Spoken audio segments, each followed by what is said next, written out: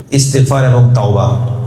ইস্তিগফার তাওবা করার সময় যতবার আমি আস্তাগফিরুল্লাহ ওয়া আতুবু ইলাইহি বলবো, তিনটা কথা এই বাক্য উচ্চারণের সময় তিনটা বিষয় আমার মাথায় রাখবো, মনে রাখবো, চিন্তায় রাখবো, আমার আবেগ অনুভূতিতে রাখবো। এক নম্বর, ইস্তিগফার মানে ক্ষমা প্রার্থনা করা। আস্তাগফিরুল্লাহ মানে এ আল্লাহ আমি আপনার কাছে ক্ষমা প্রার্থনা করছি, ওয়া আতুবু ইলাইহি আপনার কাছে আমি তওবা করছি।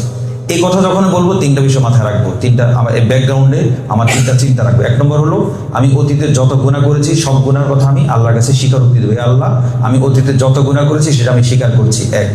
দুই নম্বর হলো এই যে গুনাহ করলাম সেটার কথা আমি অন্তরে অনুতপ্ত হব, লজ্জিত হব, দুই নম্বর। তিন নম্বর হলো ভবিষ্যতে আমি আর গুনাহটা করব না, এই মর্মে সংকল্প করব। যখন আমি আস্তাগফিরুল্লাহ ওয়া আতুবু ইলাইহি বলবো তখন এই তিনটা চিন্তাকে মাথায় রেখে বলবো, তাহলে ইনশাল্লাহ আস্তাগফিরুল্লাহ বলাটা আমার ফলপ্রসূ অর্থবহ হবে। আল্লাহ তাআলা আমাদেরকে এই তিনটে বিষয়কে মাথায় রেখে যে আমি অতীতে যত গুনাহ করেছি আল্লাহ মনে মনে আমি আপনার কাছে স্বীকার করছি, দুই নম্বর আমি গুনাহগুলোর জন্য অত্যন্ত অনুতপ্ত, লজ্জিত, তিন নম্বর আমি আর গুনাহ করব না। এই তিনটা চিন্তাকে মাথায় রেখে অন্তত একবার আমরা আস্তাগফিরুল্লাহ ওয়া আতুবু ইলাইহি বলি। আল্লাহ তাআলা আমাদের তওবাকে ইস্তিগফারকে কবুল করুন, আমিন।